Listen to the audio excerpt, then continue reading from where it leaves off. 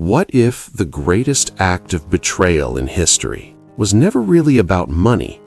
30 pieces of silver, a kiss in a garden, a name that has become a byword for treachery across 2,000 years. We all know the story of Judas Iscariot. We have recited it, sung it, and condemned it. But do we truly know why it happened?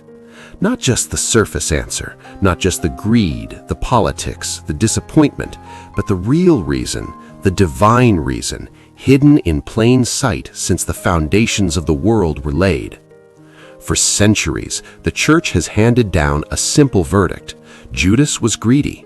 He loved money more than he loved the master, and so he sold the Son of God for the price of a common slave. But that answer, while not wrong, is far too small for what actually unfolded in that upper room, in that garden, on that cross. Many have read this story, yet few have paused long enough to ask a harder question. If God is sovereign over all things, why was Judas chosen at all?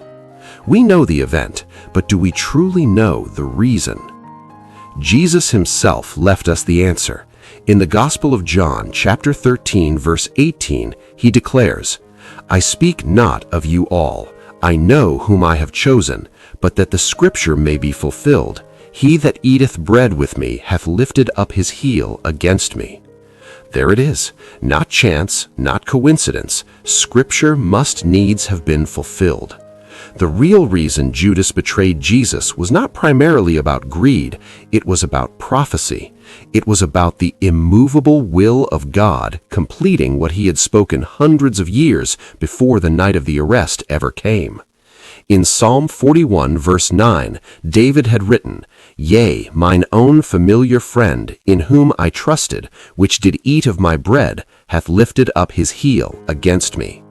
This was a prophecy, a divine appointment, written in the Psalms, sealed in eternity, waiting for the one man who would walk it to its end. Judas did not surprise God. God is never surprised.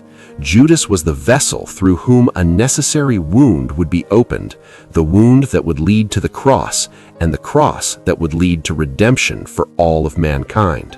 His betrayal was the key that unlocked Calvary. Now consider the 30 pieces of silver. It was not a random sum. In Zechariah chapter 11, verse 12, the prophet records God's words, "So they waited for my price, 30 pieces of silver." 500 years before Judas was born, the exact price of Christ's betrayal had been named and written down.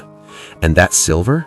Matthew chapter 27 records it was cast into the temple and used to buy a potter's field, fulfilling Zechariah chapter 11 verse 13 word for word. Every detail was stitched into the tapestry of prophecy long before history caught up. Even the name Iscariot carries meaning, most likely from the Hebrew Ishkarioth, meaning man of Kerioth, the one outsider among 12. A man from the south in a fellowship of the north. Even his origin whispered something about his role. Here is what the story of Judas teaches every believer who is willing to see past the surface. God's purposes are never derailed by human betrayal. What man intends for destruction, God has already woven into the pattern of redemption. The very moment that felt like Jesus' defeat was the moment his mission was most precisely on course.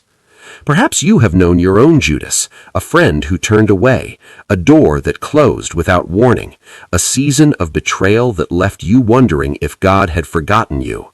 The cross says otherwise. What wounded you has not canceled what God promised you. The same sovereign hand that turned betrayal into redemption at Calvary is still working in your story today. The Bible is filled with moments that look like accidents until you look closer. Beneath every event, there is a reason. Beneath every reason, there is a God who knew the end from the beginning. If you want to keep uncovering the hidden reasons behind Scripture's greatest mysteries, hit that subscribe button and turn on the notification so you don't miss the next story.